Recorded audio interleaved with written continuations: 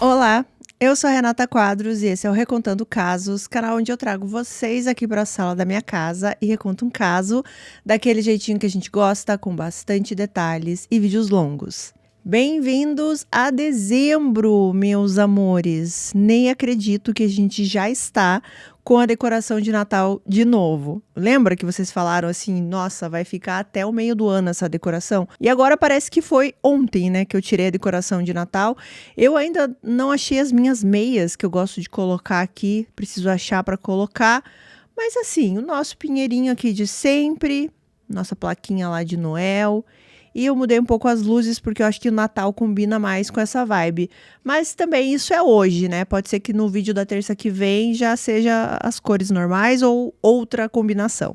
Eu gosto muito do final do ano, gosto muito do clima de Natal, luzes, decoração, família, várias coisas assim que acontecem no final do ano, né? Sempre tem esse climinha legal, só que ainda temos todo um mês pela frente, toda terça-feira estarei aqui com um vídeo novo para vocês. Se você está chegando aqui pela primeira vez, eu conto casos criminais às terças. Se você gostar do vídeo de hoje, eu vou ficar muito feliz que você venha fazer parte da nossa família. E dito isso, vamos para o caso de hoje, que é um caso que eu não conhecia, gente. Eu conheci agora, porque eu estava procurando casos que tivessem aí alguma relação com o Natal. E ele me deixou até bastante impactada, assim, porque a gente vê até onde as pessoas podem ir, né? Como existem pessoas que elas realmente não se importam com o outro, né, com o próximo. Infelizmente, elas têm o poder da manipulação. E a gente já viu em outros casos que essas pessoas que têm esse tipo de comportamento, né, vão sempre atrás de pessoas mais vulneráveis, pessoas que têm alguma fraqueza. E é sobre isso esse caso de hoje, sobre o poder da manipulação.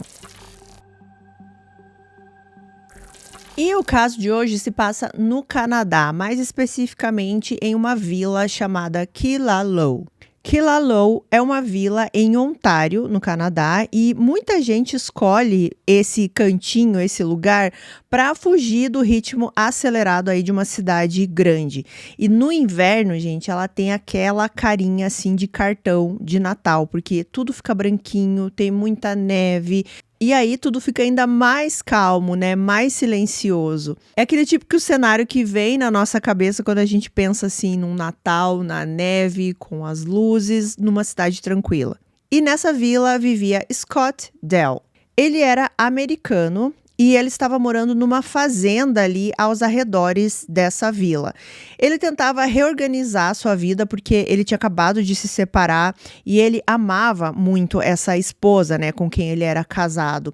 E no Natal de 1995, que é o ano aqui onde tudo vai se passar, ele não estava muito feliz, né, com essa data, como acontece com várias pessoas. Nem sempre o Natal é uma data feliz para todo mundo, né?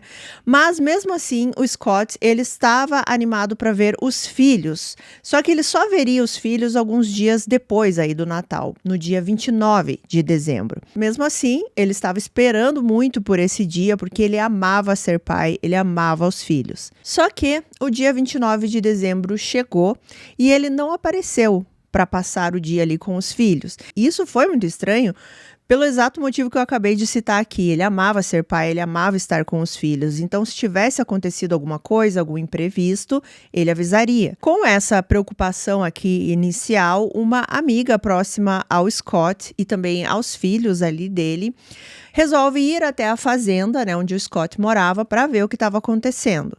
Ela chegou na casa e ela viu que estava tudo muito silencioso, assim, no sentido, não tinha ninguém na casa, não tinha ninguém falando, né? Ela não escutava ninguém andando pela casa, mas tinha uma música tocando na casa. E isso era porque ali tinha um tocador de LP, né, de vinil, e o vinil estava ali tocando, né, normalmente, como se alguém estivesse escutando essa música e de repente resolveu sair de casa. Ela percebeu também uma garrafa de vinho praticamente vazia ali na sala e também algumas anotações desconexas. Parecia que o Scott estava anotando alguma coisa, eram várias páginas. Existia também velas que tinham sido queimadas já quase que por inteiro. Parecia-se uma atmosfera de que algo tinha sido interrompido, sabe? Parecia que o Scott estava ali em algum momento bebendo um vinho, escutando uma música, escrevendo algumas coisas e de repente ele resolveu sair, porque essa amiga não viu nenhum sinal dele pela casa. Pelo menos nessa primeira olhada aqui. Porque quando ela foi para o andar de cima da casa, em um dos cômodos, ela percebeu o Scott caído. E era nítido que ele já estava sem vida. Não havia nenhum sinal visível de agressão ou de algum ferimento. Só deu para perceber que o Scott tinha vomitado, então tinha esse sinal ali do lado do corpo dele. E, obviamente, foi uma situação terrível, né, para essa amiga encontrar o Scott dessa maneira. Ela aciona os policiais e eles chegam na fazenda. E quando os policiais chegam na casa, eles percebiam que todos os elementos aqui que eu contei para vocês, né, eles contavam uma história. Mas eles ainda não conseguiam entender qual era essa história. Quem eram os envolvidos, se é que tinha algum envolvido além do Scott. O que tinha acontecido naquela noite, o que o Scott estava escrevendo, o que estava passando pela cabeça dele antes dele perder a vida. E com certeza, nesse ponto aqui, os policiais que chegaram na cena, eles não faziam ideia do que eles iriam encontrar quando eles começassem a realmente desvendar essa história.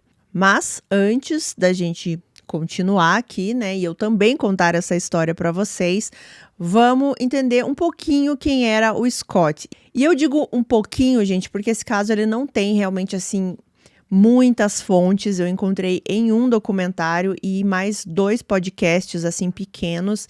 Então, tem que tomar muito cuidado de trazer as informações para vocês, né? Porque não se encontra assim em muitos lugares. Alguns sites também relatam, mas é tudo muito enxuto, né? Muito tudo resumido.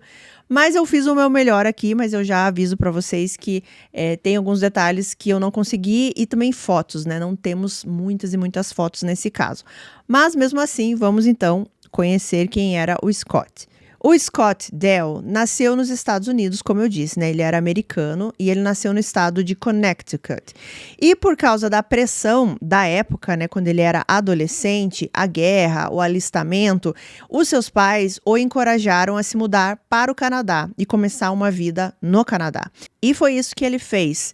O Scott, ele era descrito como um homem de voz suave, muito gentil e ele era também muito inteligente. Quem conhecia o Scott falava que ele transmitia segurança e também bastante carinho, que ele era essa pessoa inteligente, né, que poderia falar com você de vários assuntos, mas ao mesmo tempo ele fazia isso de uma forma muito leve, muito gentil. Ainda jovem, no final da adolescência, início ali da vida adulta, por volta dos 20 anos, o Scott conheceu a Cheryl. O ano era de 1969 e ele a conheceu em uma festa. Ela era uma jovem canadense de 17 anos que chamou muita atenção do Scott e eles começaram a conversar nessa festa, eles já se deram bem e depois disso eles começaram um relacionamento. E eles faziam um casal bastante curioso, porque um era o oposto do outro. Enquanto que o Scott, como eu falei para vocês, era calmo, mais reservado também e às vezes até tímido, a Cheryl parecia ocupar o ambiente quando ela chegava, assim. Além dela ser uma mulher muito bonita, que chamava atenção quando ela era mais jovem, ela tinha um estilo muito marcante, ela gostava muito de se arrumar, de usar muitas cores, texturas nas roupas, muitos acessórios. E como eles moravam ali nessa vila que eu falei para vocês, essa vila pequena, ela chamava atenção por ser essa pessoa extravagante. Na verdade, ela era considerada uma pessoa extravagante ali no meio das outras pessoas da vila. As pessoas locais ali lembram da Cheryl como sendo essa mulher que falava alto, que gesticulava bastante, bastante intensa, bastante expressiva. Ela tinha essa presença, assim, ela não passava despercebida onde quer que ela fosse. Então, eles faziam esse casal curioso, né? O Scott mais quietinho, mais na dele, e a Cheryl essa explosão. Eles se apaixonaram e eles decidiram se casar. E depois eles compraram uma pequena fazenda na parte rural ali da vila. Eles tiveram filhos, só que aqui é outra informação assim que a gente não tem de uma forma clara. Eu não sei, gente, se é porque o caso aconteceu no Canadá e aí as informações são um pouco diferentes dos casos que eu costumo, né, trazer aqui para vocês dos Estados Unidos, que a gente consegue saber tudo, né? Mas até onde eu pude pesquisar, sim, eles tiveram filhos, só que eu não consegui exatamente a quantidade correta, porque as fontes divergem. Então, algumas falam 2 filhos, outras falam 3. E pelo que dá para entender, eles também adotaram crianças. Então, eles tiveram filhos biológicos e adotivos juntos. Mas isso não vai fazer aqui muita diferença para a história, tá? É só importante que vocês saibam que eles tinham esses filhos juntos, independente se eram adotados, biológicos ou a quantidade. Mas uma coisa que é comum em todas as fontes é que o Scott era um ótimo pai. Muito amoroso, muito presente, dedicado ali aos filhos, à família, né, como um todo. Ele valorizava muito isso, a família unida. Então ele tentava sempre dar o melhor para os seus filhos. Para a comunidade ali da vila, a família era uma família extremamente comum, né? Um pai trabalhador, amoroso. A mãe, ela tinha essa personalidade mais chamativa, mas isso não era algo errado, né?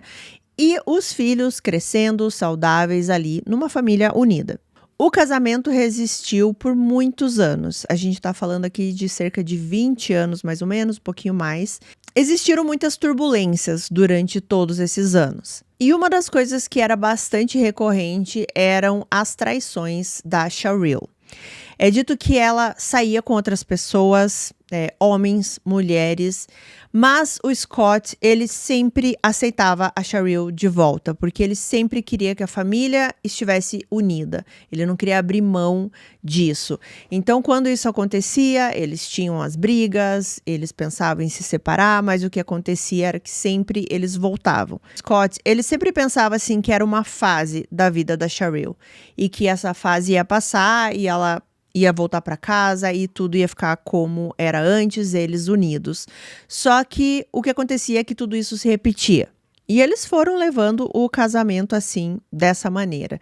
Nos anos 90, ali na verdade em 1990 mais especificamente, o Scott, ele foi atingido aí com uma notícia bastante grave. Ele descobriu um tumor na garganta. Foi um momento muito delicado para ele, né? Saber agora que ele teria que tratar esse câncer, mas milagrosamente ele sobreviveu. E algumas fontes, gente, dizem que os médicos na época deram para ele, assim, pouquíssimas chances dele se curar desse câncer.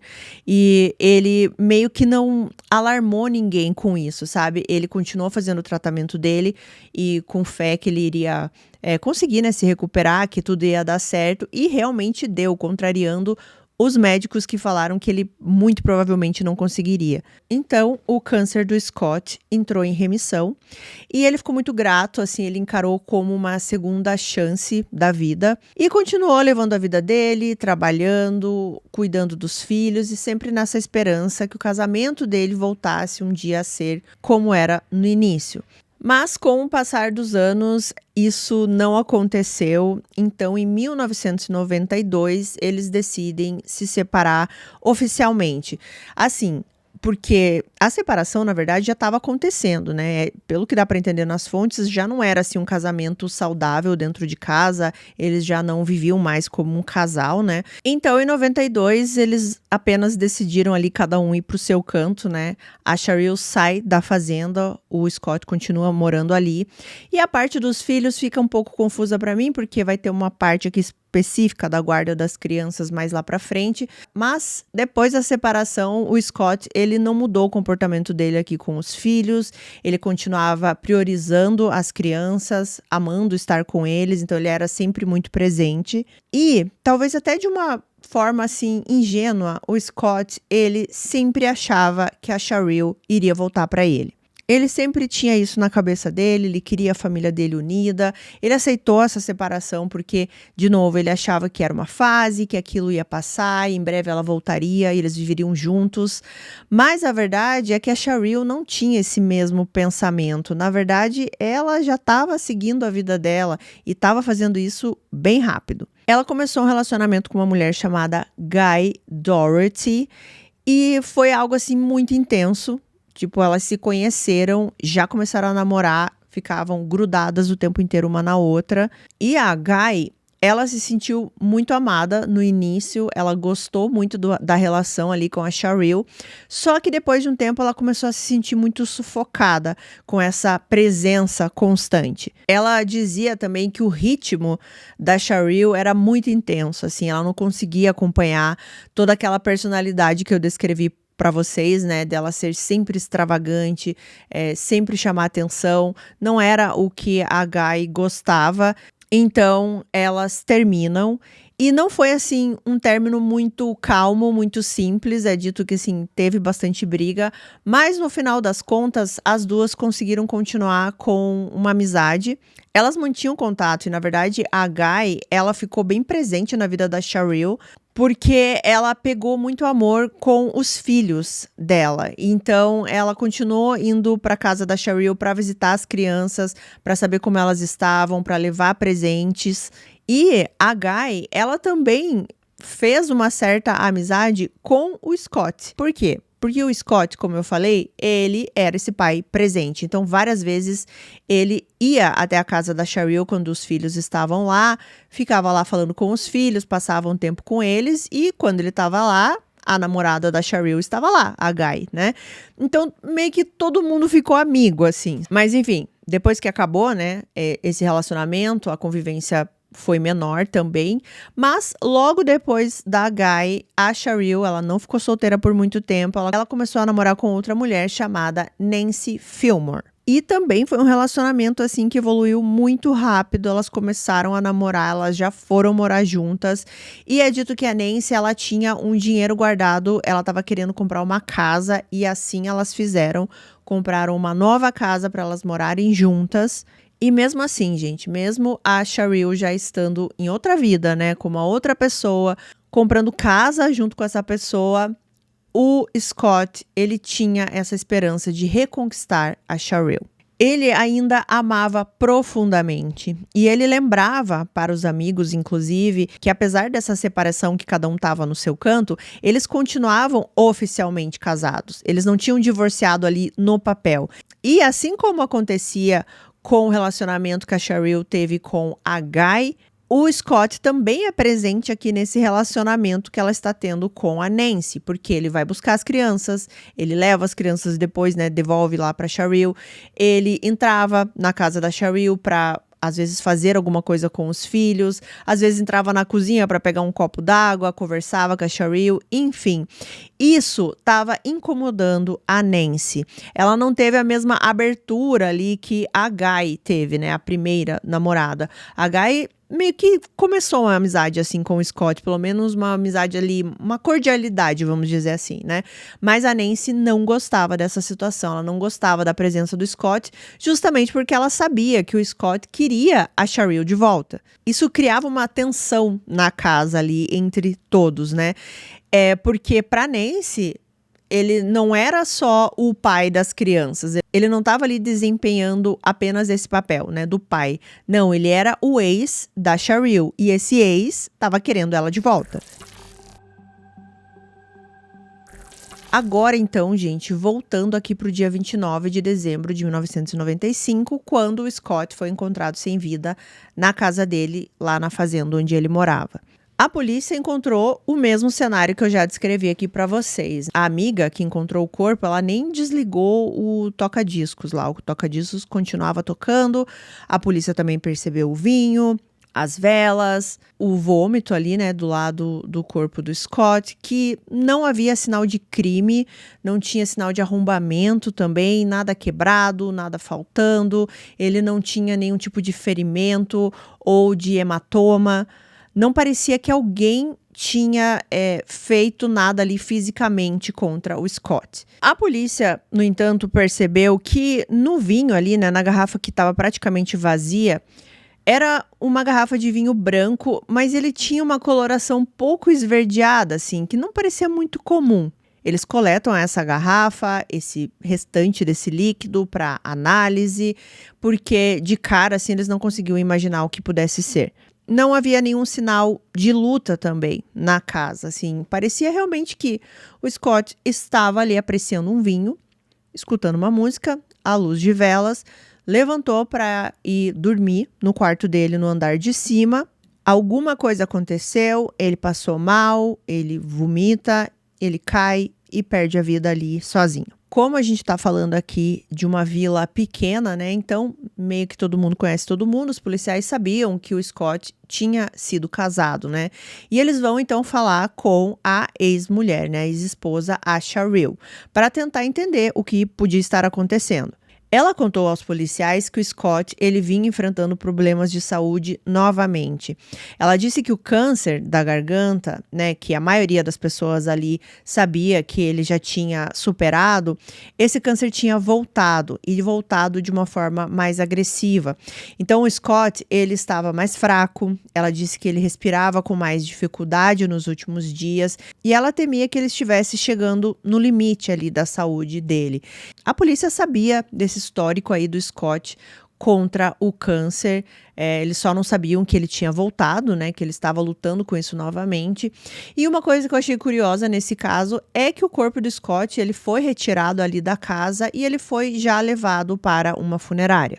O legista local, ele se baseou no que a polícia disse, né, que não havia sinal de crime na casa e também na narrativa da doença, né, do câncer e também de não haver sinais de trauma no corpo do Scott. Então, o legista emitiu a certidão de óbito apontando o câncer como causa da morte. Com isso, o corpo do Scott foi liberado para Cheryl, né, que era ali ainda oficialmente a esposa dele, e ela imediatamente providenciou o envio do corpo para um crematório, porque ela disse que era o desejo do Scott. Bom, quando a família do Scott recebeu essa notícia, lembrando que a família do Scott era dos Estados Unidos, né? Então eles estavam longe. Eles ficaram um pouco confusos com tudo isso, porque eles disseram que eles não sabiam dessa história que o câncer tinha voltado. A última notícia que eles tinham era de que o câncer estava em remissão. Eles não sabiam que o câncer tinha voltado, eles não sabiam que ele estava passando mal, com dificuldade de respirar ou qualquer outro problema de saúde. Toda essa versão que eles estavam escutando aqui não fazia sentido para eles, então eles pediram uma nova avaliação médica. Eles insistiram que a causa da morte tinha que ser revista. Só que, quando eles fizeram esse pedido, eles levaram outro choque, porque o corpo já havia sido liberado para cremação. E isso também era um detalhe que deixou a família do Scott confusa. Eles não sabiam que ele queria ser cremado. A família entrou em desespero nesse momento, né? Eles queriam tentar parar esse processo, né, para que ele não fosse cremado. Eles queriam conseguir mais respostas, entender o que estava acontecendo. E, na verdade, gente, o Natal, o final do ano, acabou ajudando essa família. Por causa do final do ano, muitas coisas estavam mais paradas, digamos assim, né? Sempre tem um recesso ou menos funcionários, as coisas não andam normalmente como o resto do ano. O crematório, então, estava fechado por causa do período do Natal. Ou seja, embora a papelada estivesse toda pronta ali para a cremação do Scott, ela ainda não tinha acontecido. E, gente, o corpo dele estava aguardando em um galpão simples, sem isolamento térmico, sem nada. Só que temos que lembrar que estamos no Canadá e no inverno. Então, o frio rigoroso que fez ali nesses dias que o Scott ficou nesse galpão acabou preservando o corpo. Isso foi uma vitória para a família, que eles continuavam pedindo, né, para que a causa da morte fosse revista, e foi isso que aconteceu. E aqui as coisas já começam a mudar. Uma autópsia completa foi autorizada e muitas coisas começaram a aparecer. O primeiro de tudo foi que o câncer realmente tinha desaparecido. Não havia qualquer sinal de câncer ativo no corpo do Scott, nada. Sem tumor, sem lesão, sem nenhuma evidência que a doença tivesse voltado. Então, não parecia coerente aquela explicação que a Cheryl tinha dito para a polícia. Mas o verdadeiro choque foi quando foram feitos exames toxicológicos. Haviam níveis altíssimos de etilenoglicol no sangue do Scott. Essa substância ela é utilizada em anticongelante automotivo. E no corpo do Scott foi encontrada uma quantidade muito, muito grande, assim, realmente uma quantidade para tirar a vida de uma pessoa. E eles encontraram essa mesma substância na garrafa de vinho. A polícia, então, vai falar novamente com a Cheryl para contar tudo que eles tinham descoberto. E aí a Cheryl, ela muda aqui o que ela tinha falado anteriormente. Ela trouxe uma outra interpretação. Ela disse que o Scott ele andava muito triste por causa da separação e por estar sozinho, né, nas festas de final de ano. Então, ela levantou a possibilidade que talvez ele pudesse ter ingerido a substância por conta própria. E para os policiais fazia algum sentido. Por quê? Porque naquelas cartas, aqueles papéis que eles encontraram na mesa junto com a garrafa de vinho, o Scott ele fez várias anotações naquela noite e muitas anotações falando do relacionamento dele com a Cheryl. Ele escreveu o quanto ele amava a Cheryl, o quanto ele gostava de estar com ela e também o quanto ele estava triste de naquele momento não estar mais com ela. Né? O quanto ele queria voltar com ela. E às vezes também falando o quanto ele não queria gostar mais dela, sabe? Que era uma situação muito ruim para ele, que ele ficava muito triste. Então fazia um certo sentido aqui para os policiais, que talvez esse final de ano, onde todo mundo está celebrando junto com a família, ele se sentiu sozinho. Ele teve essa realização que ele não tinha mais a família realmente e que talvez a Cheryl não fosse voltar e que ele tinha chegado no limite. E ele resolveu fazer isso, tirar a própria vida. Então, a investigação ela foi encerrada aqui como uma morte autoprovocada. E para a polícia esse era o ponto final. Tudo tinha sido explicado. Mas para muitas pessoas, não. Muitas pessoas não engoliram esse resultado. Para os amigos e conhecidos do Scott, não parecia plausível que ele tirasse a vida nesse momento. Depois de ter lutado tanto contra o câncer, né? A vontade que ele tinha de viver e de ter superado essa doença, não fazia sentido ele ter essa atitude. O Scott, ele falava, inclusive quando ele estava nesse processo aí com o câncer, né, que ele queria acompanhar o crescimento dos filhos, que ele queria viver muito tempo ao lado deles, né? E quem convivia com o Scott sabia que essa hipótese simplesmente não combinava com a pessoa que eles conheciam.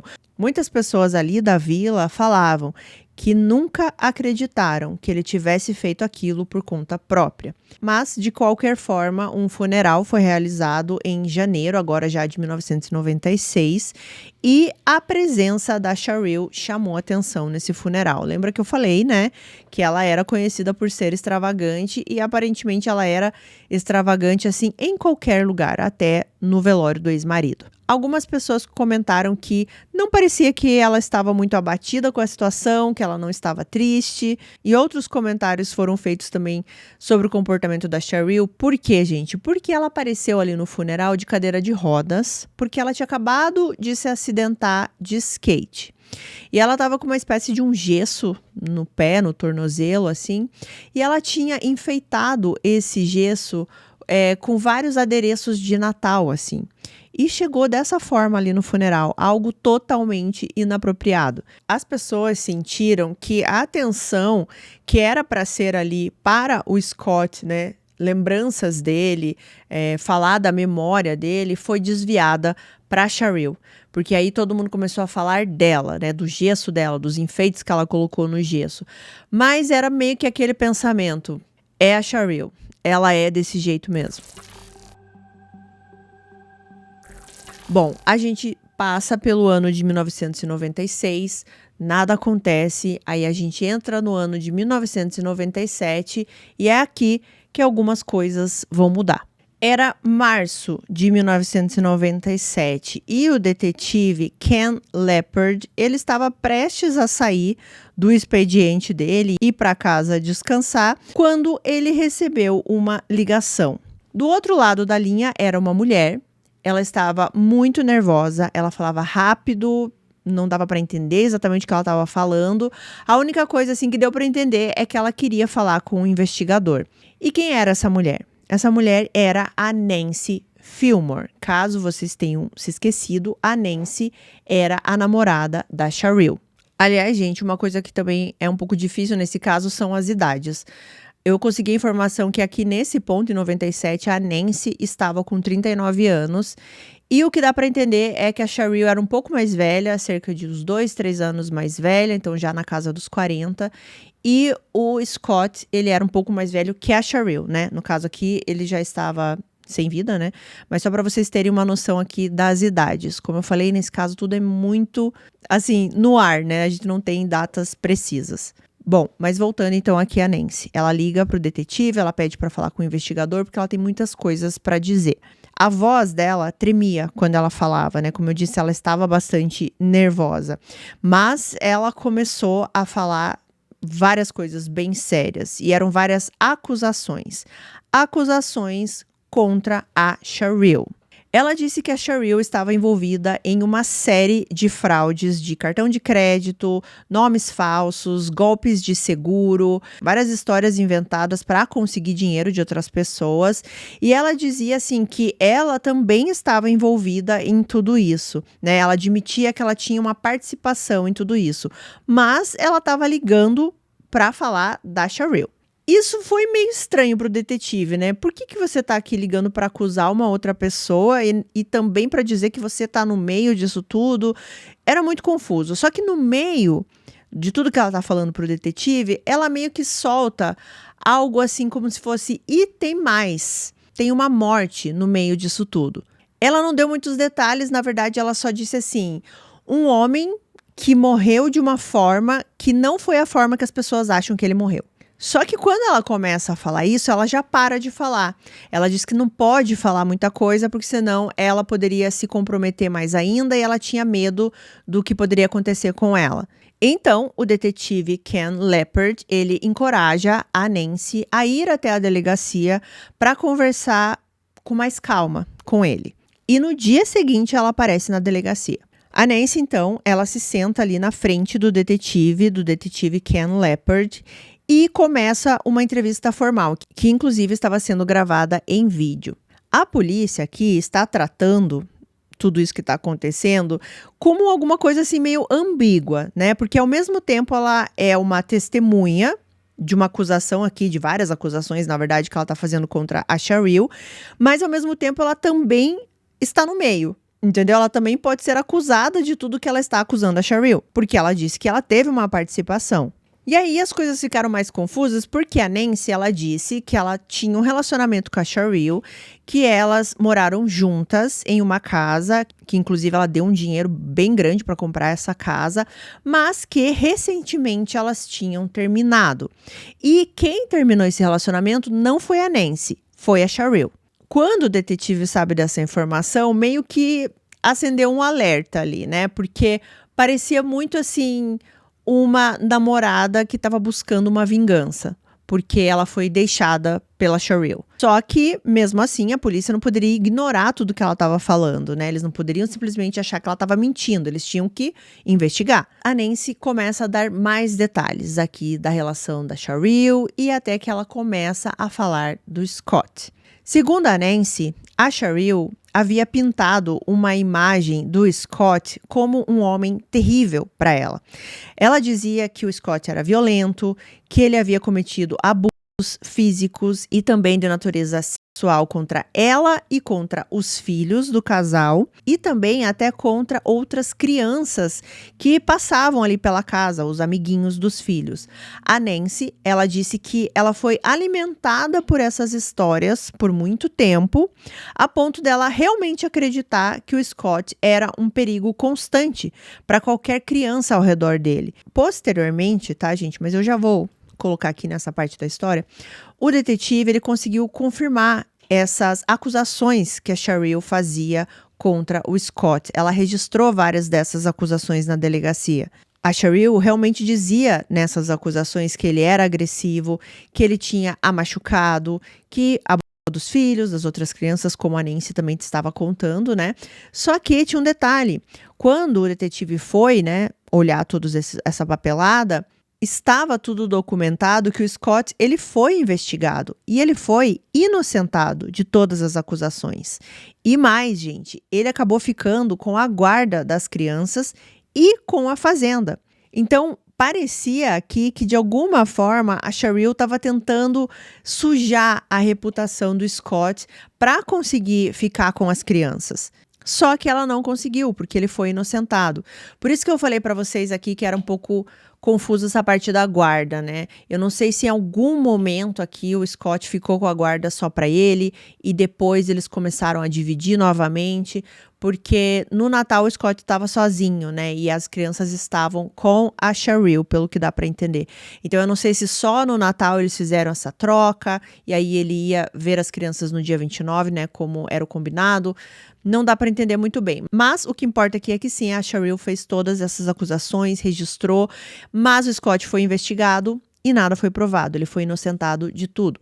E voltando aqui o que a Nancy está contando para o detetive, ela disse que depois dessa situação aqui, que a Cheryl teve que sair da casa, né? Não pôde ficar com a fazenda, não ficou com a guarda dos filhos. A situação financeira da Cheryl começou a piorar bastante. A Nancy disse que a Cheryl tinha pouquíssimo dinheiro e que foi nesse momento que as duas passaram a aplicar golpes para sobreviver.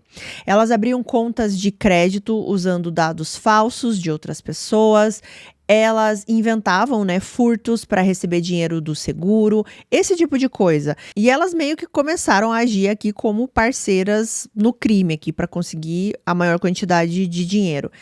Eu vi, inclusive, no documentário, na verdade, no único documentário que eu encontrei desse caso, uma amiga da Nancy falando, né? E ela disse que quando estava acontecendo tudo isso aqui, ela percebia que a Nancy estava metida em coisas que não eram muito corretas aqui com a Cheryl e que ela avisava a Nancy. Ela dizia para Nancy sair desse relacionamento, porque ela via que a Nancy fazia tudo que a Cheryl pedia. E ela disse para Nancy: tudo vai piorar. E vocês vão ver que essa amiga da Nancy não poderia estar mais correta. Para o detetive Ken Leopard, aqui nesse momento, ele tinha duas visões aqui, né? De um lado, uma mulher dizendo que ajudou em crimes financeiros, tá acusando a ex, né? De tudo isso também, manipulação também, fraudes e de um possível assassinato. Mas, do outro lado, ele tem que pensar que a Nancy, ela pode ser apenas uma pessoa que está se sentindo rejeitada e que quer vingança, que está interessada em prejudicar a Cheryl. Bom, pelo que dá para entender, nesse primeiro momento aqui, a Nancy é liberada, ela vai para casa, tá? Ela conta meio que essas informações, ainda que não dá para entender muito o que ela quer dizer. Ela deu a entender que teve uma morte, que talvez fosse a do Scott, mas ela não deu super detalhes de nada, então ela vai para casa. Mas, alguns dias depois, a polícia é chamada para a casa da Cheryl. Eles foram chamados para um pedido de manter a ordem, porque estava acontecendo um barraco lá na frente. A Nancy, né, e a Cheryl, elas tinham terminado. E a Nancy, ela tinha voltado para casa onde ela morava com a Cheryl para pegar alguns pertences dela. E a Cheryl não queria entregar. Então elas começaram a discutir e a Nancy chamou a polícia. Quando a polícia ali fica sabendo quem está fazendo essa ligação, para que local que eles teriam que se deslocar, o detetive que já tinha conversado com a Nancy vai ao local também, né? Porque ele queria participar disso, né? Afinal, ele estava começando a investigar qual era o envolvimento dessas duas mulheres. Quando ele chega na casa da Cheryl, as duas estão lá loucamente discutindo, mas a Cheryl, quando vai falar com os policiais, ela é muito calma. Ela é muito contida. Ela tenta mudar esse clima que tá aqui de tensão e começa a conversar com os policiais como uma mulher contida, que não vai fazer o barraco todo, sabe? Ela queria passar essa imagem. Só que, por outro lado, a Nancy, ela tá assim, à flor da pele, ela tá muito irritada, ela quer as coisas dela de volta.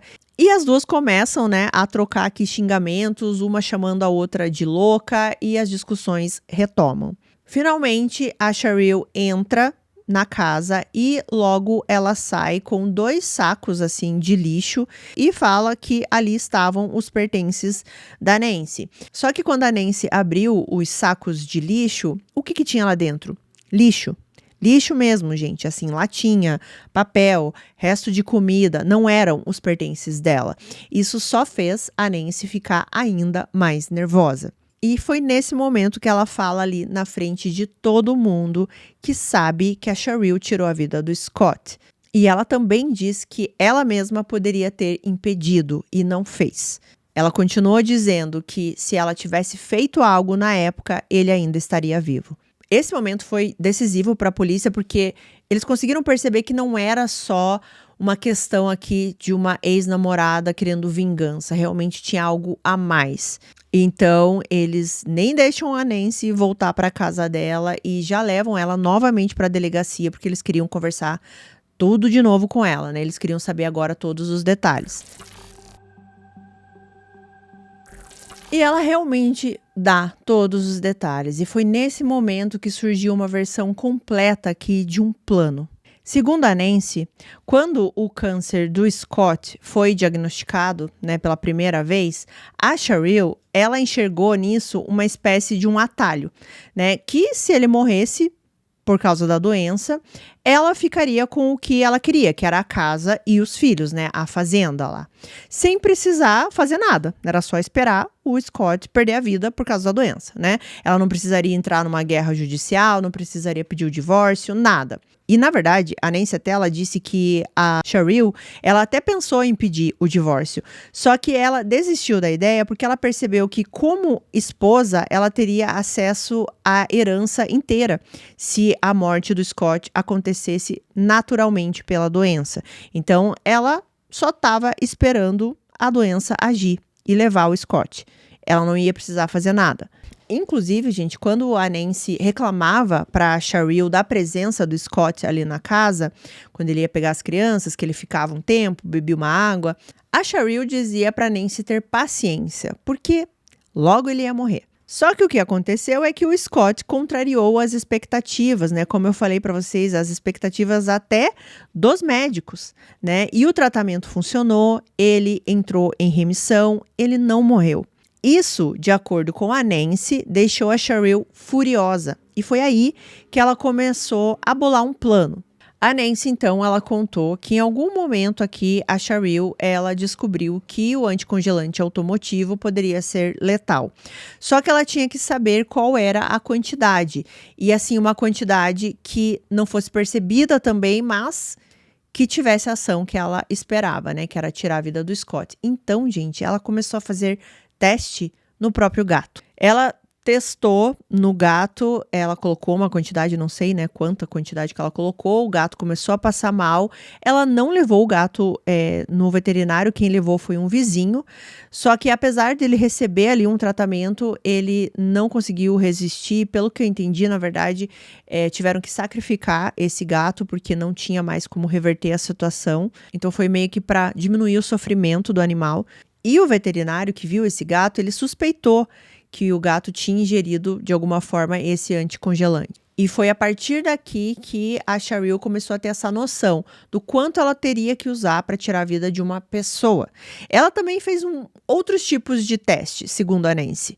Ela ligou, gente, para o Centro de Intoxicações em Ottawa e ela ligou meio que inventando uma história como se ela estivesse precisando de um atendimento. Ela disse que ela tinha um irmão com necessidades especiais e que ele tinha ingerido uma certa quantidade de anticongelante. Ela fala para essa atendente mais ou menos quanto era essa quantidade e ela queria saber assim, será que eu preciso levar ele para o atendimento? Será que pode ser letal? E ela estava fazendo tudo isso para tentar entender mais ou menos a quantidade que ela teria que usar, né, no Scott. A atendente fala assim, olha, é melhor você levar logo para atendimento, porque realmente pode ser letal. Inclusive, a Cheryl, nessa ligação, ela dá um peso aproximado, que seria também o peso do Scott, mas ela tá falando nessa ligação que é o peso do irmão, né? E ela fala assim, olha, o meu irmão tem um peso tal, ele ingeriu tanta quantidade, pode ser letal? E é óbvio que a atendente falou assim, sim, ele precisa ser encaminhado imediatamente para o hospital tal, falou aonde, né, que ela teria que levar o irmão aqui, entre aspas. Só que aí o que aconteceu é que essa atendente do centro de intoxicação, ela depois entrou em contato com esse hospital que ela informou que a Cheryl teria que levar o suposto irmão aqui, né?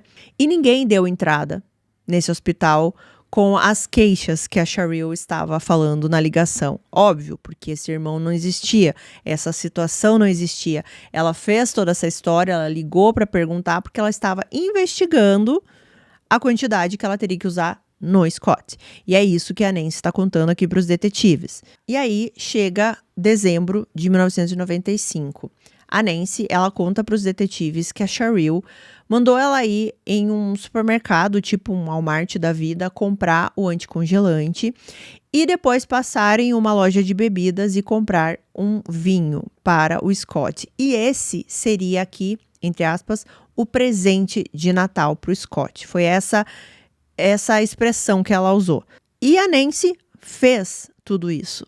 Fez tudo o que a Cheryl mandou. Comprou anticongelante, comprou o vinho. Quando ela retorna para casa ali, a Cheryl, ela esvaziou um pouco da garrafa de vinho e colocou uma quantidade de anticongelante. E aí a Nancy continua então contando o restante aqui desse plano, né? Como tudo aconteceu. No dia 28 de dezembro, o Scott aparentemente estava voltando de uma viagem e vocês lembram que no dia 29 era o dia que ele iria pegar os filhos para passar ali o período do Natal, que até então ele não tinha tido esse momento com os filhos, né? Então no dia 28 ele está voltando para casa dele, ansioso pelo dia seguinte, né? Só que nesse dia 28 a Cheryl liga para o Scott e fala assim, olha, antes de você ir para sua casa, passa aqui em casa que eu quero te entregar um presente de Natal. E o Scott vai. Para uma pessoa como o Scott, né, que sonhava ainda em recuperar a família, sonhava em ter a Cheryl para ele, esse gesto parecia uma reaproximação. Então, ele vai até a casa da Cheryl, ele ganha o presente ali dela, que era a garrafa de vinho, e ele muito provavelmente achou que aquilo simbolizava, né, algo maior, algum sentimento dela por ele. E aí vocês podem estar pensando assim, mas era uma coisa que ele pensava na cabeça dele? Não. A Cheryl, obviamente, né, fazia parte do plano aqui, ela disse para o Scott que ela estava pensando em reatar, que ela estava pensando em terminar com a Nancy e voltar a morar com o Scott para eles terem a família unida novamente. Então, é obviamente que o Scott ficou muito feliz com isso, com esse presente, e não acabava por aí, porque a Cheryl disse que era para o Scott ir para a casa dele, abrir o vinho ali, e enquanto ele estivesse ali tomando esse vinho, era para ele ligar para a Cheryl, e aí eles iriam discutir, iriam conversar sobre essa possibilidade de reatar, deles ficarem juntos novamente. E é exatamente isso que o Scott faz. Ele vai para casa, ele coloca uma música, ele acende algumas velas e começa a tomar esse vinho e liga para Cheryl. E, gente, eles conversam por horas. Eu acharia que era mentira se eu não tivesse visto essa informação em todas as fontes que eu pesquisei. Porque é dito que eles ficaram 9 horas conversando pelo telefone. E durante essas horas, eles conversavam sobre muitas coisas. Sobre a possibilidade de reatar o casamento, o que eles fariam a partir dali, relembrando também tudo que eles já tinham vivido, falando dos filhos. Durante todo esse tempo aqui, a Cheryl tá dando a esperança para o Scott de que eles iriam ficar juntos, quando na verdade ela só estava distraindo aqui o Scott para que ele continuasse bebendo esse vinho. E ela queria ter a certeza que ele estava bebendo o vinho todo. E aí vocês devem estar se perguntando, tá, mas ele não sentiu o gosto do anticongelante? Ele não achou o vinho estranho? Bom, gente, o Scott, ele tinha perdido o paladar por causa do tratamento do câncer. Então, ele não percebeu o gosto e ele foi enchendo uma taça atrás de outra taça até tomar a garrafa praticamente inteira. E aqui a gente ainda está na Nancy contando tudo isso aqui para a polícia, né? E como a Nancy sabe de todos esses detalhes? Porque a Nancy estava junto com a Cheryl na casa e em muitos momentos dessa ligação, a Nancy está escutando na extensão. Sim, além da Cheryl ter ficado trocentas horas conversando com o Scott, a Nancy também passou todas essas horas escutando na extensão. Então é por isso que ela sabe o que eles conversaram, sabe o que o Scott respondia. E ela também conta aqui aos detetives que a Cheryl começou a incentivar o Scott a escrever o que eles estavam conversando, a escrever o que ele sentia por ela, a escrever quando ele ficou magoado com ela, por que ele queria voltar com ela, o que ele sentia.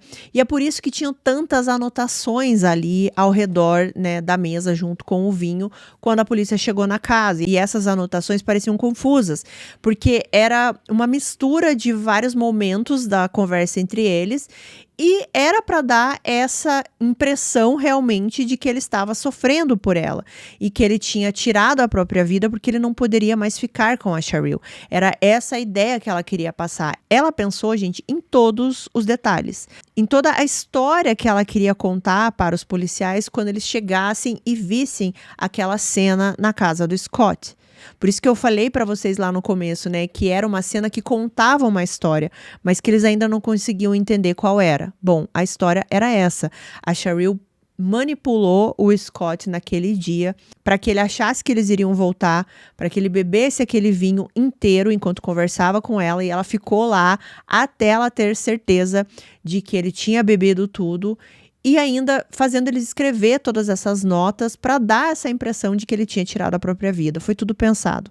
E é muito triste porque a Nancy, ela fala que o Scott dizia para Cheryl, e também escreveu nas cartas lá, né, que ele mal esperava o momento de abraçá-la novamente, deles poderem viver em família novamente. Então, o Scott, ele realmente acreditava nisso, ele realmente queria isso, assim, e a gente vai ver, né, que isso é muito uma característica da Cheryl, se aproveitar de pessoas como o Scott e também como a Nancy aqui que a gente tá vendo, né? Mas ainda tem muito para acontecer. Bom, o que a Nancy ainda tá contando aqui para os detetives? Ela conta que por volta das 4 horas da manhã, mais ou menos, né, da madrugada, o Scott começou a dizer ali no telefone que ele estava se sentindo mal, ele não conseguia falar mais direito, então ele disse que ele estava se sentindo tonto, e ele disse, gente, que ele estava vendo a imagem da Cheryl como se fosse um anjo na frente dele. E a Cheryl, quando ela ouve isso, ela diz para o Scott que deveria ser um espírito angelical que iria levá-lo para um lugar melhor. Depois disso, o Scott, ele encerra essa ligação e ele vai para o quarto achando que ele vai dormir, acordar no dia seguinte e voltar para Cheryl de repente. Só que ele nem consegue chegar na cama, porque muito provavelmente ele começou a passar mal, e ele vomita ali, né?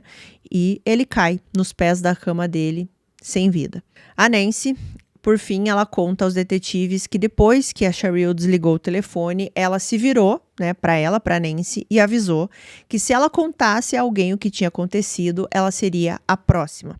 E a partir daí, a Nancy diz que passou 2 anos, né, quase 2 anos, convivendo com o peso de ter participado disso tudo, ainda que sem encostar diretamente na garrafa lá na casa do Scott, né? Nenhuma das duas estava lá naquele momento, mas foi um plano todo que levou à morte dele. Então, nesse interrogatório aqui que ela tá passando com os detetives, né, e dando todos esses detalhes, é dito que ela chorou bastante, ela admitiu tudo que ela fez, ela admitiu que ela comprou o anticongelante, o vinho, que ela sabia o objetivo daquilo, ela não tirou essa culpa dela, e ela disse para os investigadores que ela sabia que ela ia ter que conviver com isso pro resto da vida dela. Outra coisa, gente, que a Nancy contou para os detetives foi que até a parte ali de encontrar o corpo do Scott foi planejada. Sim, porque eu falei para vocês lá no começo que uma amiga do Scott encontrou, né, ele lá sem vida. Quem era essa amiga? Essa amiga era a Guy, aquela primeira namorada que eu citei aqui da Cheryl. Aquela que teve um relacionamento, elas terminaram, mas ela continuou meio que amiga da Cheryl e amiga do Scott também, por causa da convivência ali. Então a Nancy conta que no dia 28, tá? Lembrando que o dia 28 foi o dia que o Scott pegou a garrafa de vinho lá, né? Depois disso, a Guy foi até a casa da Cheryl, porque tava nesse clima aí de Natal, ela queria ver as crianças, pra falar um pouco ali com a Cheryl, enfim. Só que ela não ficou muito tempo porque a Cheryl não saía do telefone. Sim, porque nesse momento ela já estava no telefone com o Scott e eles ficaram por horas, né? Então ela foi embora. Só que no dia 29, no dia seguinte, a Cheryl liga pra ela, pra Guy, falando assim, olha, você tem visto o Scott, você falou com ele, porque era para ele vir aqui agora buscar as crianças, ele não veio, as crianças estão preocupadas, eu também. E aí a Guy, ela fala assim, bom, eu tô aqui perto da fazenda dele, eu vou lá passar para ver o que tá acontecendo. Dessa forma, foi nesse momento que ela encontrou o corpo do Scott. Ou seja, até isso foi planejado. E tem algumas fontes que contam uma outra versão, assim, parecida, mas que tem um detalhe a mais, que na verdade, quando a Guy foi até a fazenda, ela percebeu que tava tudo meio estranho, mas ela não vai ainda pro segundo andar imediatamente, ela ficou com um sentimento ruim. Ela sai da fazenda, volta para casa da Cheryl e fala que tava tudo muito estranho na casa e que era para elas irem junto, né, ver o que tinha acontecido com o Scott. Só que aí foi nesse momento que a Cheryl fala pra Guy assim, não, eu não vou, porque se tiver acontecido alguma coisa grave com ele, eu não vou suportar. Se ele tiver, por exemplo, falecido lá por causa do câncer, eu não vou suportar ver essa cena. Então, ela sabia o que a Guy ia encontrar e ela queria que a Guy encontrasse aquilo sozinha. Ela não queria estar junto, ela não queria nem pisar na cena do crime, né? Porque foi um crime. Então, a Guy volta sozinha, encontra o corpo. Então, tem essas divergências, mas de qualquer forma, foi ela que encontrou o corpo e isso também fazia parte do plano. E mais tarde, depois que tudo veio à tona, a Guy, ela se lembra que ela olhou a taça ali e a garrafa de vinho, né, que tinha essa coloração estranha. Só que na hora ela não pensou naquilo, assim, ela achou que era algum tipo de vinho que ela não conhecia, ou alguma bebida, algum drink. Ela não pensou, assim, que pudesse ser algo relacionado com a morte do Scott. Bom, gente, nesse ponto aqui, a polícia estava confusa. De novo, eles tinham aquelas duas possibilidades. A primeira, que a Cheryl era a mente por trás de tudo. Ela manipulou a Nancy, usando as acusações antigas, né, contra o Scott para convencê-la de que o Scott era uma pessoa ruim. Então, elas tinham que eliminar o Scott, né? Lembrando que ela inventava todas aquelas histórias, né, de que o Scott era violento, enfim. E a segunda versão aqui era de que a Nancy estava magoada por ter sido deixada de lado pela Cheryl. E ela mesma tirou a vida do Scott. E agora estava jogando a culpa na Cheryl. Até porque, né, gente, ela que comprou o vinho, ela que comprou o anticongelante, ela mesma disse tudo isso. E ela era a pessoa rejeitada, né, que a Cheryl não queria mais saber. E nesse ponto aqui da investigação, a Cheryl já estava em outro relacionamento com um homem. E a gente vai até falar mais sobre isso um pouquinho na frente. Então parecia estranho que, justamente nesse ponto, a Nancy quisesse agora falar da Cheryl, que ela estava envolvida em tudo isso. Bem nesse momento que a Cheryl já tinha seguido em frente, já estava com outra pessoa. Os detetives, eles não podiam simplesmente acreditar em tudo, né? No que a Nancy estava falando. Mas, ao mesmo tempo, muito do que ela está contando aqui tinha sentido com o que apareceu lá naquela autópsia completa que fizeram no corpo do Scott, né? O anticongelante, as anotações que ele fez ali, a pressa também da Cheryl de cremar o corpo do Scott.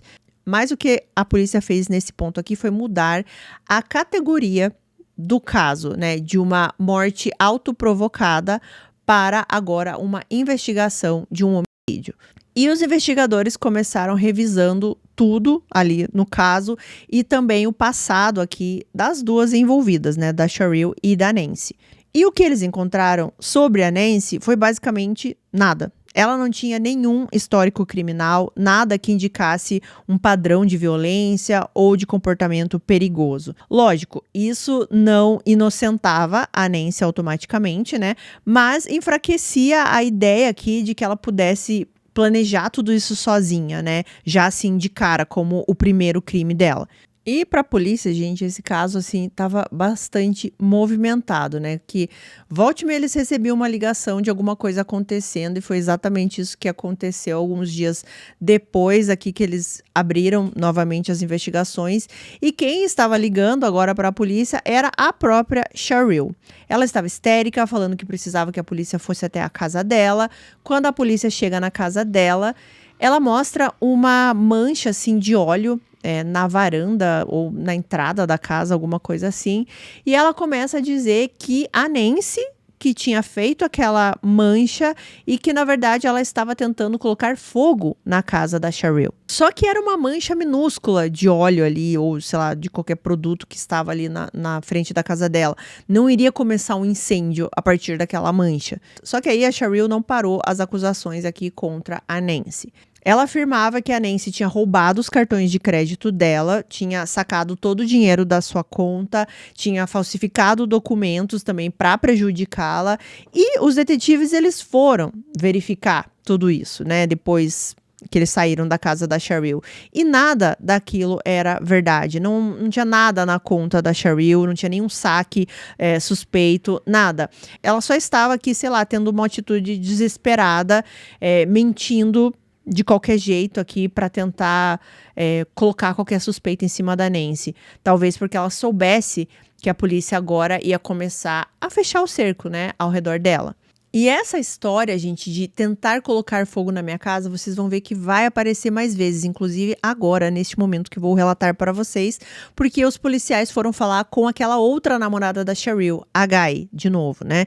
E o que ela contou? Ela contou que logo depois do funeral do Scott, ela começou a meio que sentir um medo da Cheryl. Ela percebeu que alguma coisa estava errada, ela percebeu que talvez elas estivessem envolvidas de alguma maneira, mas ela não podia provar e ela não tinha como, né, dizer isso. Mas ela começou a sentir medo da Cheryl. E teve um dia que ela chegou na casa dela e a casa dela estava em chamas. Pelo que dá pra entender, assim, ela chegou na casa e a casa já estava pegando fogo em algum lugar. E aí ela conseguiu sair da casa a tempo, ela não se feriu, mas ela perdeu a casa inteira, os pertences dela. E quando ela sai da casa, ela encontrou uma carta na caixinha de correio. E a carta dizia uma frase apenas assim, que era, abre aspas, fique longe das crianças de Scott, fecha aspas. E quando ela leu aquilo, ela sentiu que era obra da Cheryl. E ela deixou a vila ali, né, que elas moravam imediatamente. Ela não queria mais saber dessas pessoas. E ela realmente acreditava que a Cheryl estava envolvida. Então, a polícia consegue um mandado de busca para a casa da Cheryl. Lá, eles encontraram algumas anotações. Anotações sobre o anticongelante, referente a quantidades, como manusear, onde comprar, que mostrava que ela tinha pesquisado sobre isso. Mas eles encontraram também anotações que ela fez no momento que ela estava ligando para o Scott. Que ela estava ligando não, né? Que eles estavam conversando lá na madrugada do dia 28 para o dia 29. Então, ao mesmo tempo que ela pediu para o Scott anotar várias coisas, ela também estava fazendo as anotações dela. E muitas dessas anotações batiam com a versão que a Nancy deu para os investigadores. Bom, nos meses seguintes, a polícia começou a construir um caso contra a Cheryl. Eles precisavam deixar tudo bem fechadinho, assim, conseguir a maior quantidade de evidências para eles poderem acusar e prender a Cheryl. Só que nesse ponto aqui, eles não conseguiam nada físico, né? Não tinha nada físico que ligasse a Cheryl à cena do crime. A única coisa que eles tinham era a Nancy, que era a pessoa que viu tudo acontecer, que participou, né, de todo o plano. Então, ela era testemunha que chave de tudo isso, importantíssima. E eles começaram a ver que a Nancy poderia ser muito vulnerável aqui nesse ponto, né? A Cheryl poderia querer fazer algo contra ela. E a própria Nancy sabia disso. Ela chegou a falar para algumas amigas dela que ela vivia com medo. Ela dizia frases como, abre aspas, ela vai me alcançar antes do julgamento. Eu não vou conseguir chegar lá. Eu sei que não, fecha aspas. E a polícia percebia esse risco e ela recomendou que a Nancy saísse da cidade. Eles ofereceram ajuda financeira, sugeriram que ela entrasse, inclusive, até para o programa de proteção a testemunhas, né? Mas a Nancy se recusou. Ela disse que ela só iria embora quando ela resolvesse tudo judicialmente, e ela estava falando especificamente da disputa pelos pertences dela, assim, que ainda estavam na casa da Cheryl. Elas tinham coisas juntas, né? E a Nancy queria tudo isso de volta. Ela queria o que pertencia a ela. Em uma das fontes que eu pesquisei, eu vou relatar aqui, mas eu quero deixar claro que eu só encontrei em uma fonte, que foi de um podcast. É dito que a Nancy, ela estava na casa dela, tá? E ela escutou uma janela quebrada, assim, alguém quebrando a janela. Quando ela vai olhar, tinha um homem do lado de fora da casa com um taco de beisebol. Ela chamou a polícia. Esse homem foi preso já, assim, logo em seguida, e foi preso por assédio. E aparentemente esse homem era um atual namorado da Cheryl naquele momento. Então, parecia realmente que ela estava tentando intimidar a Nancy. E quando isso aconteceu, a polícia falou novamente para a Nancy: olha, ela é perigosa, ela vai tentar te silenciar, ela vai fazer alguma coisa contra você. Mas a Nancy, ela foi bem teimosa nesse momento, e ela falou que ela não queria sair da cidade, ela não queria ficar ausente, nada, ela queria as coisas dela antes de tudo. E em 19 de agosto de 1997, ela finalmente venceu esse processo aí no tribunal, e ela recebeu uma ordem que permitia que ela entrasse na casa da Cheryl para recuperar tudo que era dela. Com isso resolvido, a Nancy agora parecia pronta para seguir em frente, né? E ela volta para casa dela, inclusive ela chama um vizinho dela ali para tomar uma cerveja e tal, passar um tempo, relaxar. Só que algumas horas depois, o detetive, ele recebe uma ligação do plantão dizendo que a casa da Nancy estava em chamas. E o pior, acreditava-se que a Nancy estava lá dentro. E o pior se confirmou. Quando os bombeiros conseguiram apagar o fogo, o corpo da Nancy foi encontrado dentro da casa. A suspeita inicial aqui do fogo foi uma combinação aqui de velas que caíram ali pela casa e começou a pegar fogo e o fogo se alastrou. Não parecia nenhum outro motivo. E uma autópsia foi realizada e a causa da morte foi por inalação da fumaça. Então, parecia aqui que realmente tinha sido um terrível acidente. A Nancy foi dormir, depois de beber um pouco, tinha algumas velas pela casa, a vela caiu ou de alguma forma aconteceu alguma coisa que começou a pegar fogo em tudo. A morte da Nancy mudou completamente o clima da investigação aqui, né? Vocês podem imaginar, porque ela era a testemunha-chave aqui, né? Ela foi aqui, mexeu com todo esse caso a partir do momento que ela foi até a delegacia. Ela estava envolvida em tudo isso, né? Ela sabia o que ela tinha feito, mas ela queria levar essa verdade adiante, né? Para, de repente, tentar aqui diminuir um pouco a culpa que ela sentia. E agora isso não ia acontecer. Obviamente que a polícia, nesse ponto, eles consideravam seriamente a possibilidade de alguém ter silenciado a única testemunha do caso aqui, né? E é claro que a primeira pessoa que eles vão ouvir, que eles vão conversar, depois de tudo isso, foi a própria Cheryl. E quando a polícia localiza a Cheryl, ela conta que ela jamais teria feito isso com a Nancy, que ela nem estava próxima à casa da Nancy, e a polícia pôde confirmar isso. Ela deu um álibi para a polícia, esse álibi pôde ser confirmado, ela estava distante do local. Então, assim, não foi ela que colocou fogo na casa da Nancy. Isso eles podiam dizer. Mas, será que ela mandou alguém fazer isso?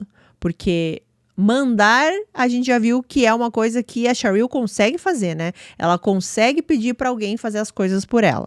Então, o que a polícia faz? A polícia começa a investigar com quem a Cheryl estava andando nesse momento que tudo aconteceu, né? Com quem que ela estava falando, se ela estava saindo com alguém. Eu falei para vocês que ela já tinha um namorado e, aparentemente, ela teve um relacionamento com o cara que foi preso por quebrar o vidro da casa da Nancy. Mas agora, aqui nesse momento, quando os policiais estão falando com um grupinho aqui que tá andando com a Cheryl, eles descobrem algumas coisas. Bom, para começar, esse grupinho, gente, que a Cheryl está andando, eram de jovens de 16 e 17 anos.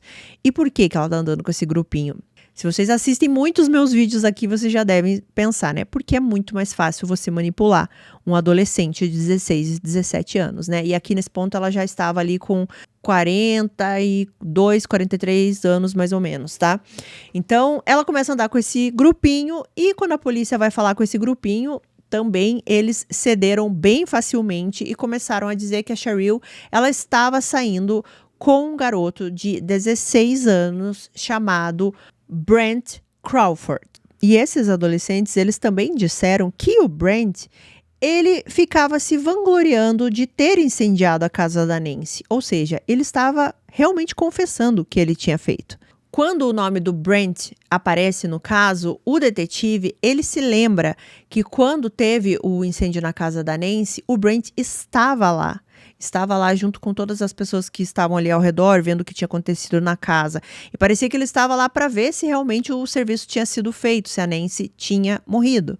Os detetives encontram o Brent, ele passa por um teste de polígrafo, ele falha, mas a gente sabe que os testes de polígrafo, né, não são confiáveis e lá no Canadá eles também não são aceitos no tribunal. Mas isso deixa aquela ideia, né, de que ele não estava sendo completamente honesto. Quando o Brent percebe que os policiais estão desconfiando dele e eles não podiam prendê-lo, o que ele faz? Ele foge. A polícia insere os dados do Brent no sistema lá deles, do Canadá, né, para outros lugares ali procurarem por ele, mas eles não tiveram resultados aqui inicialmente. Depois de algum tempo, uma notícia chega ali na delegacia e era a de que o Brent Crawford tinha sido visto. Um policial rodoviário, ele reconheceu o nome na lista, né, que eles estavam divulgando ali, e o nome e a foto do Brent, e ele reconheceu que o Brent estava pedindo carona durante a madrugada em uma rodovia no norte de Ontário. E assim que a polícia recebeu essa informação, eles precisavam agir da melhor forma possível. Eles não podiam deixar o Brent escapar. Então, o que eles fizeram? Eles mandam um policial disfarçado de motorista de caminhão e eles mandam para essa rodovia que normalmente ele estava sendo visto pedindo carona e eles encontram o Brent, esse motorista aqui de caminhão que era um policial disfarçado, oferece carona para o Brent, eles começam a conversar. Esse policial disfarçado, ele diz que ele fazia parte de um esquema criminoso, tipo algo como um crime organizado, e que ele estava precisando de pessoas para fazer alguns serviços para ele, para esse crime organizado. E ele meio que ele debocha assim do Brent, falando: mas você é muito novinho, você não deve ter tipo o cacife para entrar nesse esquema que eu tô coordenando, sabe? Assim, você não é criminoso o suficiente. Era meio isso que ele tava falando. E ele fez isso justamente para mexer com o ego aqui do Brent, que lembrando que era um adolescente de 16 anos, né? E o Brent cai nessa conversa, né? Porque aí ele começou a dizer: não, eu posso fazer sim esse serviço. Inclusive, eu já tirei a vida de uma pessoa. E ele começa a dar todos os detalhes do dia que ele colocou fogo na casa da Nancy e tirou a vida dela. Ele conta que ele foi para a casa da Nancy com uma faca porque ele ia tirar a vida dela cortando a garganta da Nancy. Só que quando ele chegou, a Nancy estava dormindo, porque lembra que ela tinha tomado ali umas cervejinhas com o vizinho para comemorar o processo que ela ganhou da Cheryl, né? E ela estava dormindo. E ele percebeu as velas que ela tinha acendido ali na casa. E ele pensou assim: bom, é muito mais fácil então eu colocar fogo na casa, eu não preciso sujar as minhas mãos, né? De repente ela acordar e lutar. Então ele simplesmente derrubou essas velas em um local ali que começou a pegar fogo. E saiu da casa e ficou esperando tudo acontecer. Ele contou também, gente, que ele recebeu $750 por esse serviço. E que ele fez isso por uma mulher mais velha que ele estava envolvido. Inclusive que ele faria tudo por essa mulher. Ele também disse que depois do serviço feito, ele ainda tinha uma moto para receber dela. Bom, depois de tudo isso que ele tá contando aqui, o Brent, ele tem a surpresa, né, de que ele não estava falando com um caminhoneiro envolvido com o crime e que ele não ia participar de nenhum esquema criminoso. Na verdade, ele seria preso e foi isso que aconteceu. A partir desse momento aqui da prisão do Brent, eles conseguiram fechar muita coisa nesse caso e eles sabiam que eles iam conseguir um desfecho para o caso da morte do Scott, que aconteceu em 1995. E vejam só, gente, no dia 28 de dezembro de 1997, exatamente 2 anos depois que a Cheryl entregou aquele vinho para o Scott, ela foi presa. Exatamente 2 anos. Segundo algumas testemunhas, ela parecia chocada ao ser algemada. A mãe da Cheryl estava presente aqui nesse momento que ela foi levada até a delegacia e ela mesma mostrou assim que ela não estava acreditando naquele momento que a filha estava sendo presa pela morte do Scott. A família, inclusive, da Cheryl parecia convencida de que não havia provas suficientes para sustentar toda essa narrativa aqui que a polícia estava contando. E, inclusive, aqui eu preciso também dizer que eu não encontrei nada sobre a família da Cheryl, assim como eu também não encontrei sobre a família do Scott. Então, eu não sei como era a vida da Cheryl antes, como ela era jovem, adolescente, nada, gente. Não tem nada, nesse caso, assim, sobre as pessoas antes do fato.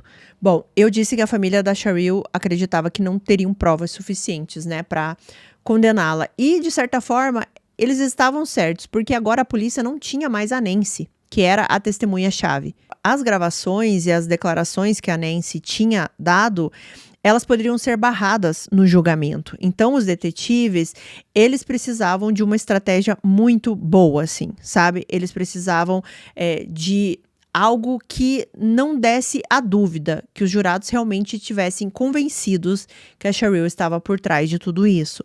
E o que eles começaram a fazer? Eles começaram a conversar com algumas mulheres que estavam presas junto com a Cheryl, porque vocês sabem que desde o momento que a pessoa é presa até o julgamento, normalmente demora um tempo, né? Então, durante esse tempo, eles começaram a conversar com algumas mulheres que conviveram com a Cheryl dentro da prisão, inclusive algumas que já tinham sido libertadas. Então, eles iam até a casa dessas mulheres para conversar sobre a Cheryl e eles tiveram sucesso. Eles encontraram uma mulher chamada Brandy Cameron e ela passou um tempo ali na prisão com a Cheryl. O julgamento, gente, só vai acontecer em 2000. Ela foi presa em 97, então são 3 anos aí, né, que ela ficou presa. E durante esses 3 anos, ela conheceu várias detentas ali dentro, algumas saíram, outras não. Ela fez algumas amizades, então é atrás dessas mulheres que os policiais foram. Eles encontram a Brandy. A Brandy, ela foi direto e reto com a polícia. Ela falou que a Cheryl falou para ela a seguinte frase, abre aspas: "Eu matei meu marido, coloquei anticongelante no vinho dele", fecha aspas. A polícia acreditava que tinha agora algo mais forte contra a Cheryl, né? Era mais uma pessoa que, para corroborar com a versão da promotoria, era uma confissão que a Cheryl fez para essa Brandy, né? E eles poderiam falar sobre isso no tribunal. Bom, como eu falei para vocês, o julgamento ele começou no ano 2000, na verdade foi no fim do ano 2000. E quando o julgamento começou, muitas pessoas da vila ali, né, onde todo mundo vivia, estavam presentes e eles ficaram chocados ao verem a Cheryl, que sempre foi, né, conhecida ali pela cidade com casacos coloridos, maquiagens elaboradas, agora ali com uma escolta, né, de policiais, algemada, vestida de maneira simples, sem glamour nenhum. A promotoria, gente, apresentou aproximadamente 50 testemunhas para compor todo o retrato aqui completo de quem era a Cheryl Dell. Amigos, vizinhos, ex-parceiras e parceiros, familiares, vários familiares narraram padrões consistentes de comportamento dela, né, que englobavam várias coisas aqui, como a manipulação afetiva, manipulação financeira, histórias inventadas para conseguir algum dinheiro, várias mentiras sobre a própria vida, sobre coisas que ela diz que conquistou, que não conquistou, pessoas dizendo que ela chegou a comemorar o diagnóstico de câncer do Scott, alegações inventadas, né, que ela fez contra o ex-marido, traições, né, várias traições, todo mundo sabia como ela se comportava quando ela ainda estava casada com o Scott, enfim, várias estratégias também de controle emocional, e a gente percebe isso nesse caso, né, ela usava isso contra o Scott, ela usou contra a Nancy, usou também contra o Brent, ela manipulou todas as pessoas, não tô falando que todas eram santas, né, e principalmente a Nancy e o Brent que fizeram coisas horríveis por causa dela, né, mas assim, ela causou terror em tantas pessoas sem ela fisicamente fazer nada. Se vocês forem pensar, gente, ela não comprou nem o vinho nem o anticongelante, ela fez a Nancy comprar.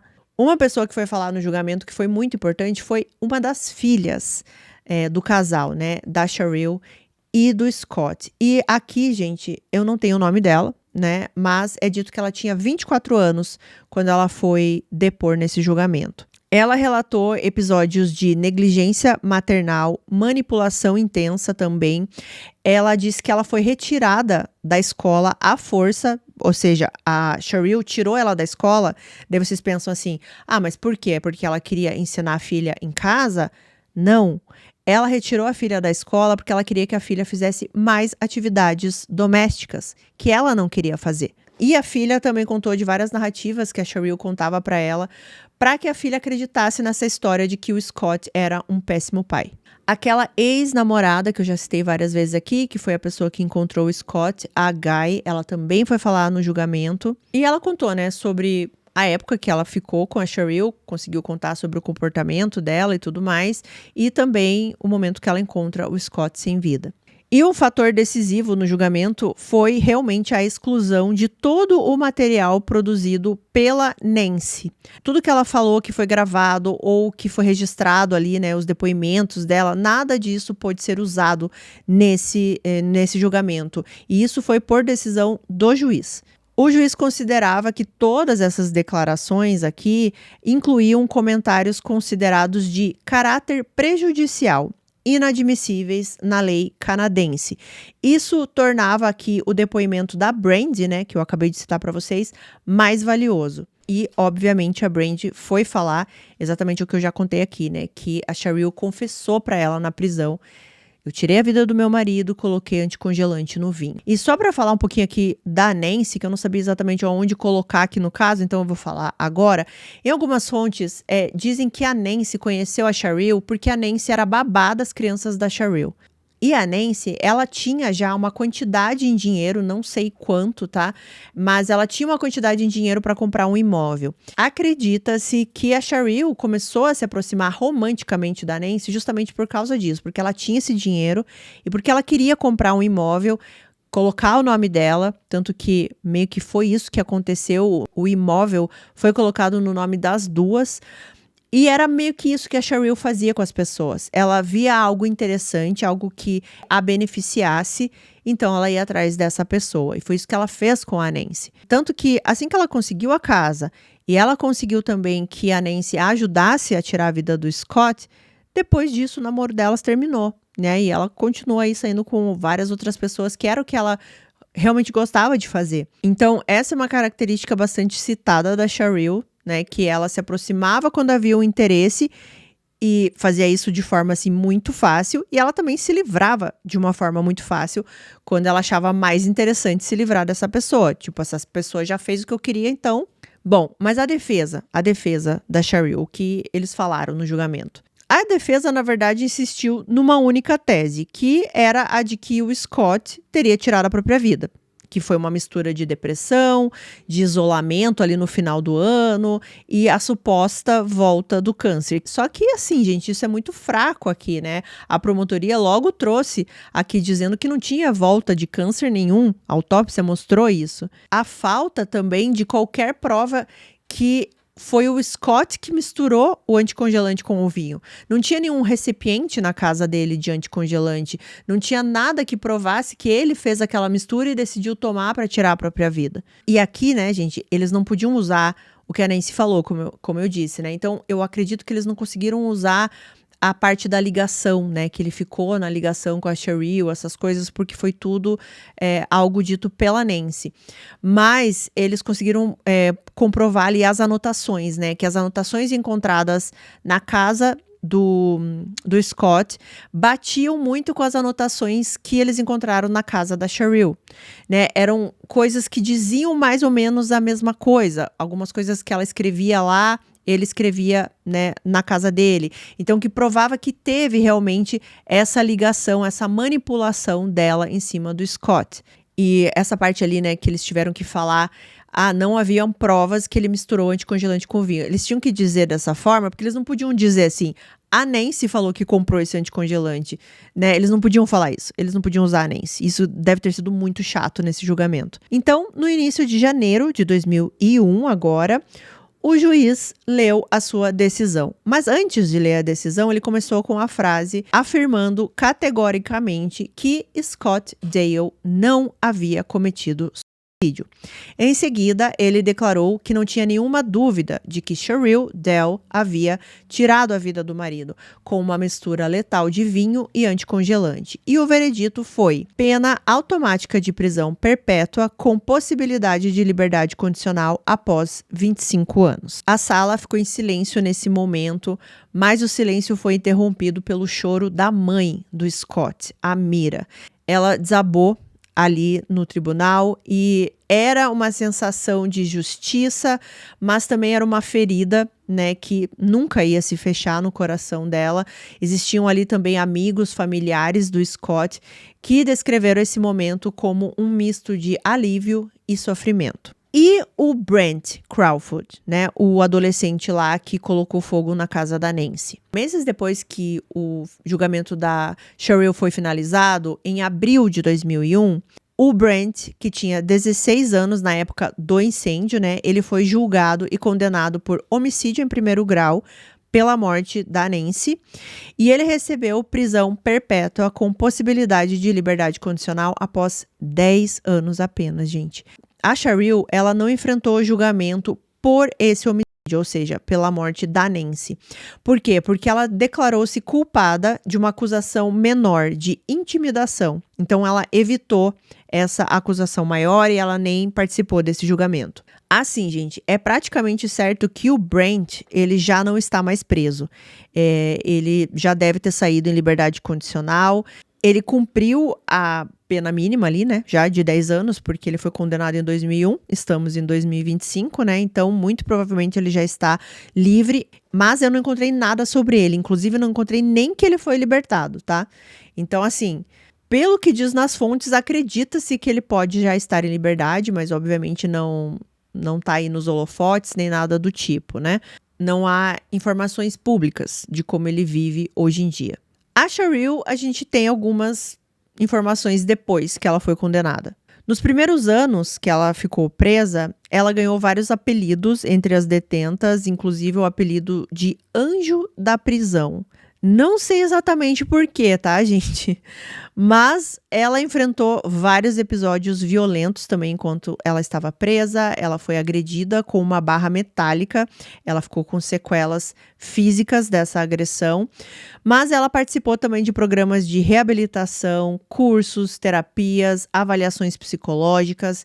E isso abriu a porta para uma possibilidade legal disponível apenas a condenados antes de 2011, que era a chance de pedir liberdade condicional antecipada após 15 anos de pena. Porque, no caso da Cheryl, ela poderia pedir depois de 25 anos, né? Mas ela conseguiu pedir aí depois de 15 anos por causa de uma possibilidade de uma lei, alguma coisa lá no Canadá, de pessoas que tinham cometido crime antes de 2011, tá? E em 2013, ela entrou com esse pedido de liberdade condicional, mas esse pedido foi negado. E ele foi negado principalmente porque eles dizem que a Cheryl, ela não conta a verdade, ela não conta exatamente o que aconteceu. Então, por isso, ela não merece a liberdade condicional. Nas fontes, eu encontrei que ela pediu novamente em 2016 e 2022, mas eu não encontrei nada assim que foi negado e nem que foi aceito. sabe? É tudo meio nebuloso nesse caso. E para a mãe do Scott, que na época que ela fez, se eu não me engano, o primeiro pedido, ela já estava com 90 anos, ela disse que a ideia de pensar na Cheryl solta era aterrorizante. Eu não sei se a mãe do Scott hoje em dia já é viva ou não, né? Mas eu sempre penso nisso, né, gente? Quando tem sempre essa possibilidade da pessoa sair.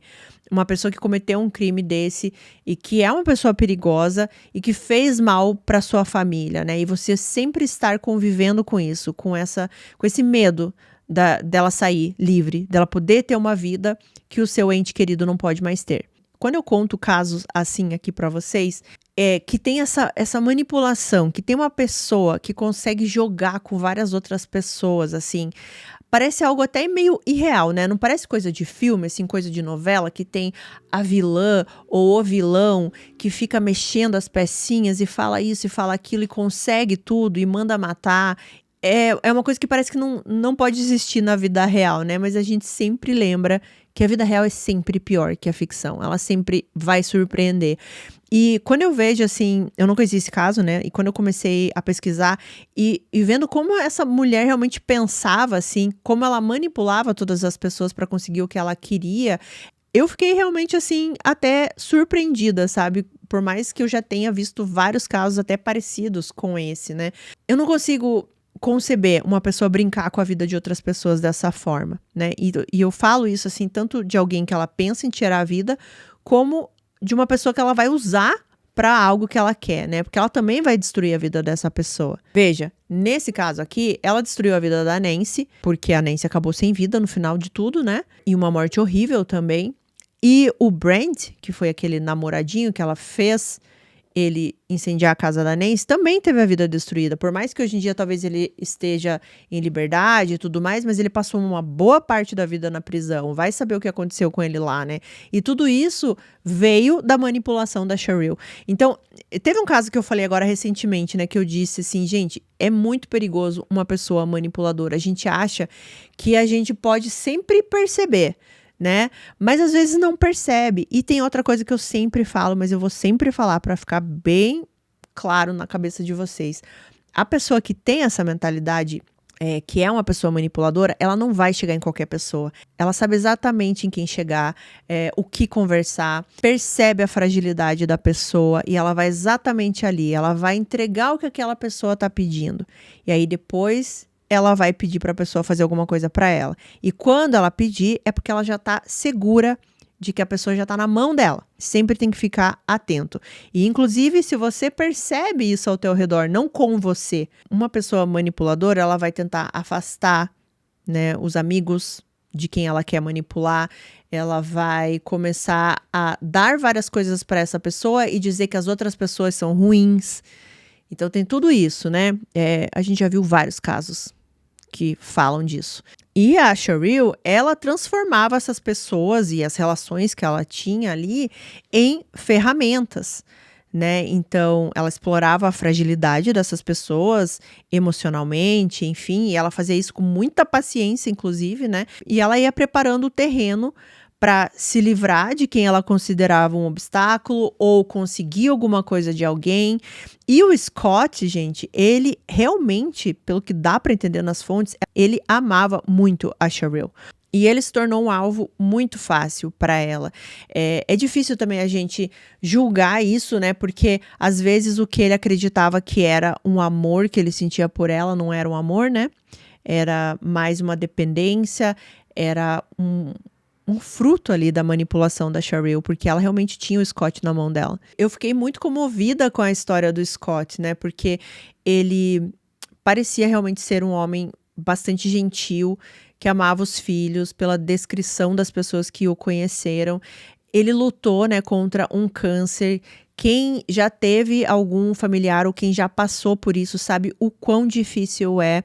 Então, é triste a gente saber que uma pessoa conseguiu passar por algo tão terrível e aí cai nas mãos de uma pessoa como a Cheryl.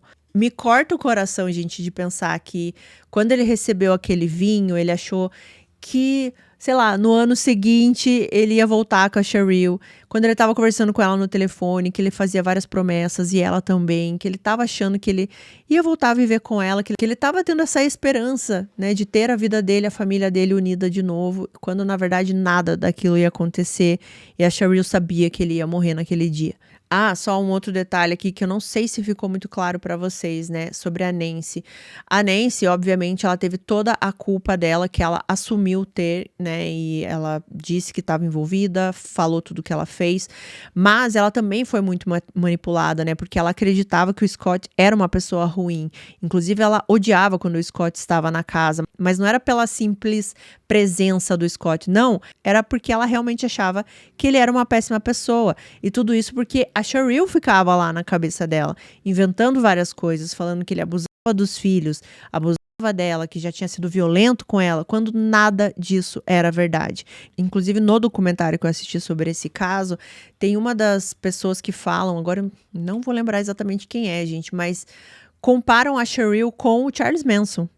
Porque o Charles Manson também, fisicamente, não fez nada, né? Mas ele manipulou muitas pessoas para que essas pessoas fizessem coisas terríveis. A Cheryl não precisou tocar no Scott para tirar a vida dele. Ela não precisou estar lá naquele momento. Ela só ficou no telefone esperando tudo acontecer, porque ela já tinha armado tudo. Para os filhos do Scott, para a família dele ali, né, no geral, o Natal nunca mais significou uma data feliz. E ficou marcado pela época que eles perderam uma pessoa tão querida como o Scott. E justamente no momento que ele estava mais ansioso para reconstruir a vida ao lado dos filhos, né? E isso é muito desumano. O Scott, ele acreditava no amor, ele acreditava na família, ele queria recomeçar e foi exatamente isso que o tornou tão vulnerável. A Cheryl usou os sonhos do Scott, os medos deles e o coração que ele tinha, tudo contra ele. E aquilo que eu já falei em outros casos também, né, gente? Às vezes o mal, o perigo, ele pode se apresentar de várias formas, né? No caso de hoje, ele se apresentou como uma reconciliação, como um presente de Natal, né, como uma conversa amiga pelo telefone. E quando o mal se apresenta dessa forma, assim, disfarçado, normalmente, quando se percebe, já é tarde demais. E é isso para o caso de hoje. Muito obrigada por terem ficado comigo aqui em mais uma terça-feira, nossa primeira terça-feira de dezembro.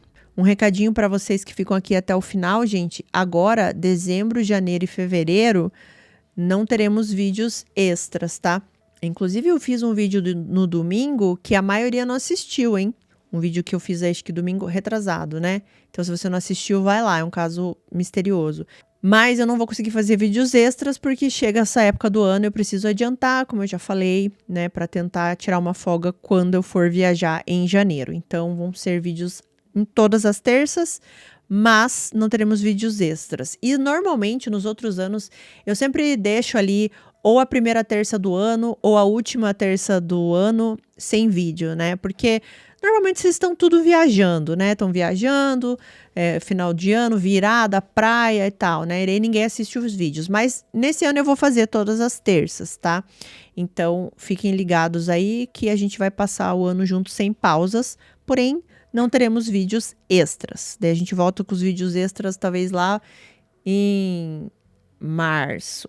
Quem sabe, né? Não gosto de prometer muita coisa. Vocês vão me ver dezembro inteiro com esta blusa. É muito cara de Natal esse vermelho. Eu amei. Então vai ser o uniforme de dezembro, vai ser esse aqui. E, gente, eu esqueci de dizer lá no começo do vídeo, né? Ai, ai, ai. Muito obrigada por todos os parabéns que vocês me mandaram neste canal. Até o dia de hoje que eu tô gravando aqui, hoje já é 1 de dezembro, tem gente me dando parabéns lá. Então, muito obrigada por isso. Muito obrigada também pelos parabéns lá no Instagram. Vocês são maravilhosos. Eu me senti muito amada por vocês, tá? Obrigada do fundo do meu coração.